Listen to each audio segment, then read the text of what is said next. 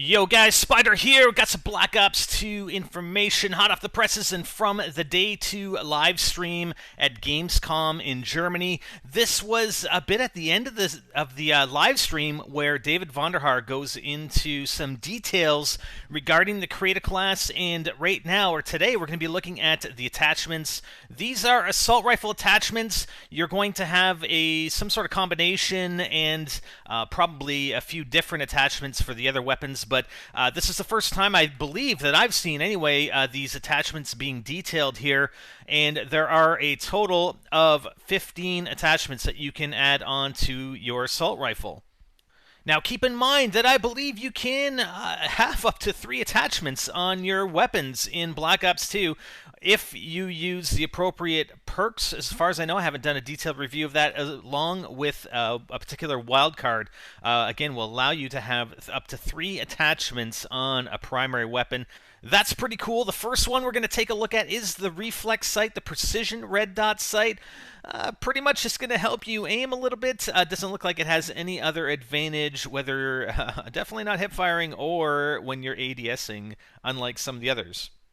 The second attachment is an ACOG scope, which is going to give you an enhanced zoom sight. Again, basically just giving you a longer range scoping of your targets, helping you aim. Now, I can't confirm this for certain, but I'm pretty sure that you wouldn't be able to put these sights, multiple sights on your weapon. I might be mistaken, but I mean, I don't think it would make sense to have a reflex and an ACOG scope on your assault rifle. And again, some of these are probably going to spill over into the other weapon types, and some are not. Alright, third attachment is the target finder. Identifies enemies and notifies when an enemy is in the crosshair. I guess if you weren't paying attention, you didn't see the enemy there in the crosshair, it would tell you it's in the crosshair, I guess. Just kidding. I don't know.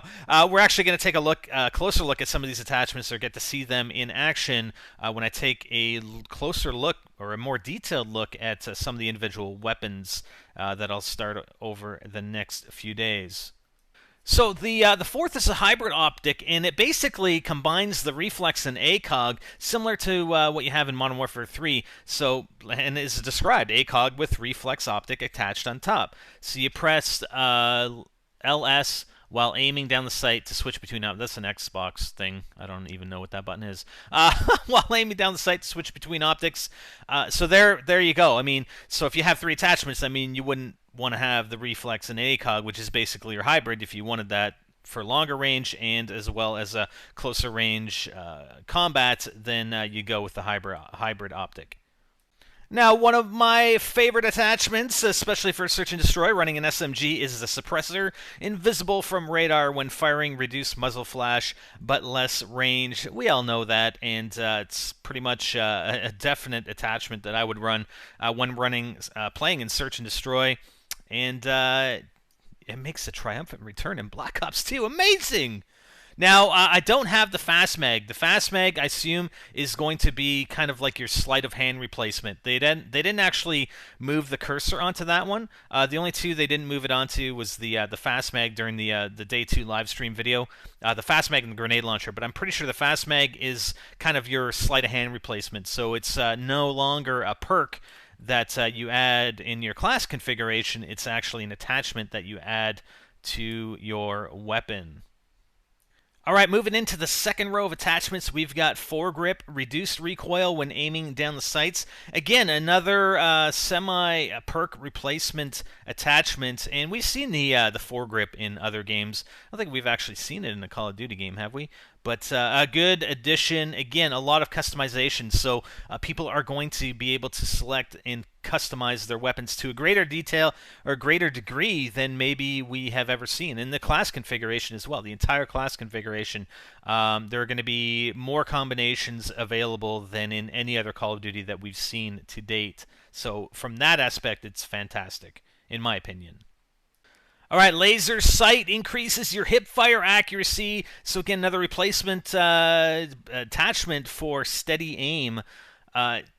Hey, I don't know. I might have to use that. The laser sight with suppressor. Who knows? Maybe I'll use 3 weapon attachments on my SMG. Hopefully they have the laser sight on the SMGs. I'm not sure if we have actually seen this sight in action in the live streams, but definitely when we're looking at the weapons, we'll hopefully we get a glimpse of it.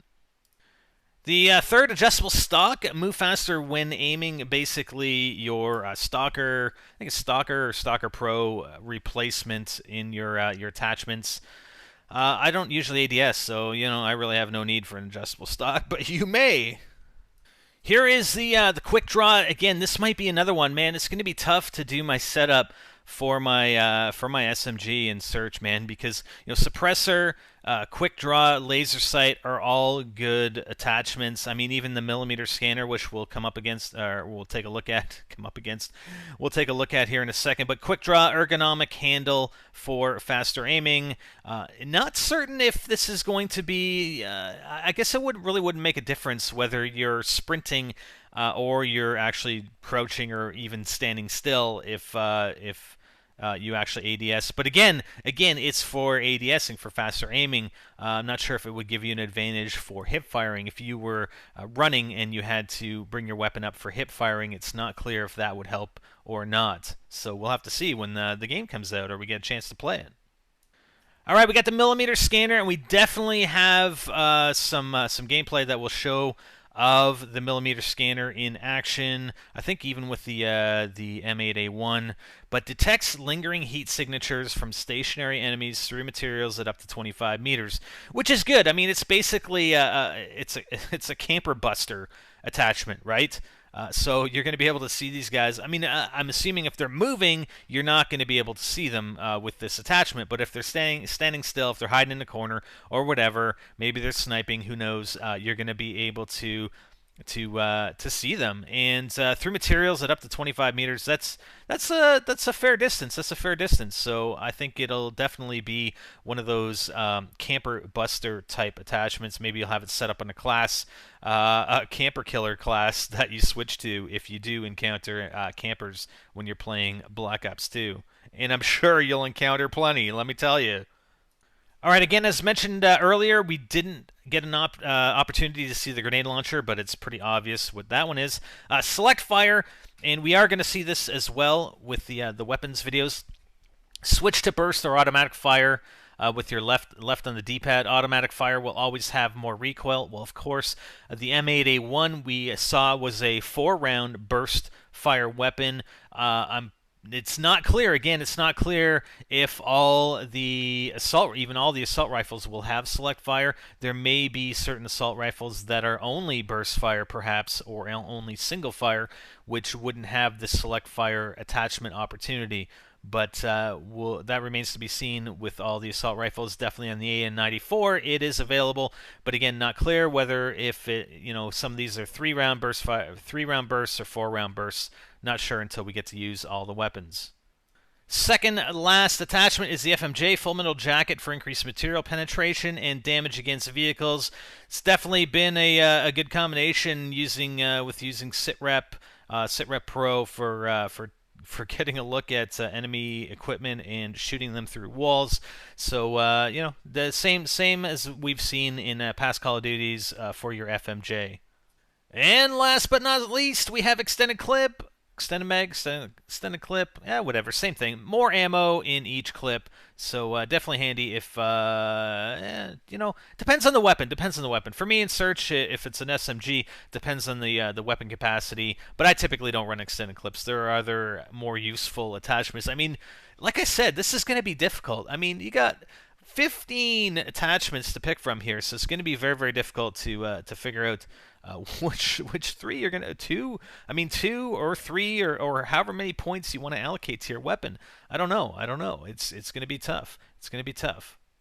But anyways, just going back to the reflex and to wrap this up, basically wanted to walk through these 15 attachments with you that have been detailed now on the Black Ops 2 Day 2 live stream video, which is live now. I'll try and put a link in the description for you guys. But there are some other details, and like I said, I'm back from vacation for a few days, but then I'm gone again. So I'm going to try and get as much done as possible over the next 3 or 4 days for you guys, and get into some a lot of detail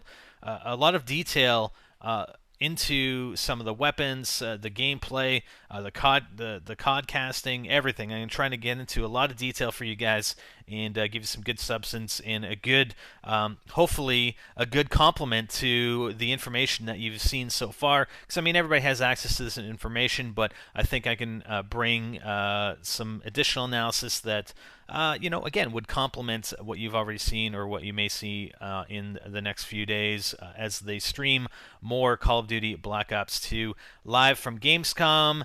Thanks, guys, and yeah, we'll be back with you soon with more Black Ops 2 info, multiplayer info, baby. Well, where's the zombies? Where's the zombies at? Oh, we'll get there. Oh, we'll get there. I'm Spider, and I'm out.